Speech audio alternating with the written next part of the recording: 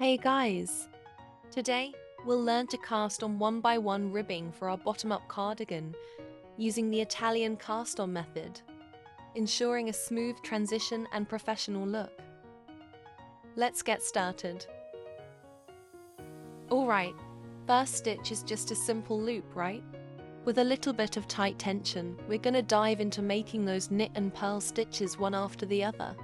Just loop that yarn around the needle like this. If you need a slow, step-by-step guide, check out the video linked up in the top right corner. But honestly, I think you can totally pick this up in just a few minutes with what I'm showing you here. Let's get knitting.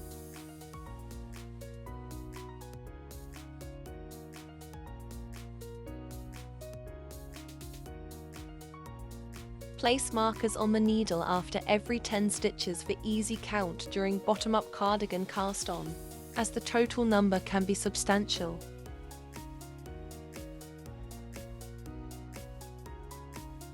So, I'm going to show you the one by one Italian cast on method, and we're going to do it like 100 times. So you can totally follow along with me. Yeah, it's going to be a blast. And just so you know, in the next chapter, we're diving into how to kick off row 2 on the wrong side with that mirror knitting style. Trust me, you don't want to miss it. It's going to be super fun. Let's keep going.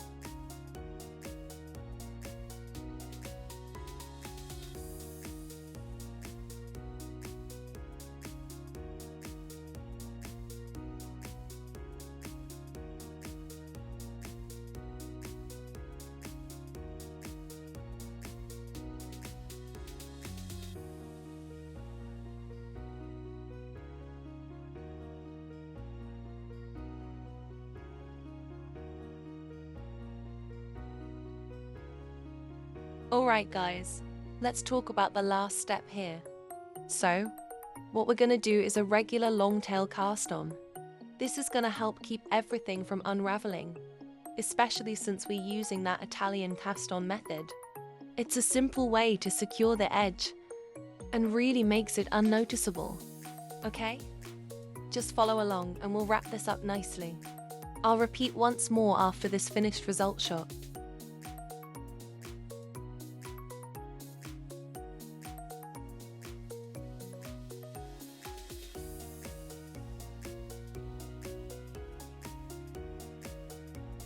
After completing a few more knit and purl stitches, we are finishing with a long tail knit cast on.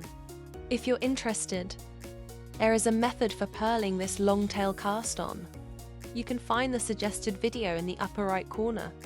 The Ergonomic Cardigan pattern includes a garter stitch edge on both sides, and the 1x1 ribbing between these edge stitches ends with an odd number, starting and ending with knit stitches.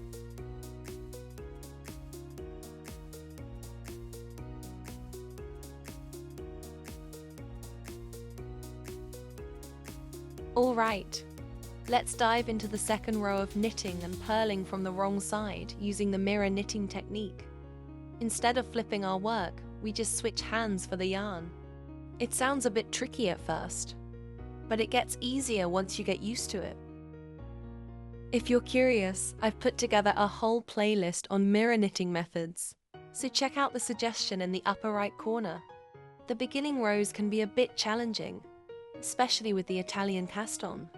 It's easy to lose a stitch or have things unravel, so take your time and stay focused as you work through the first couple of rows of the pattern.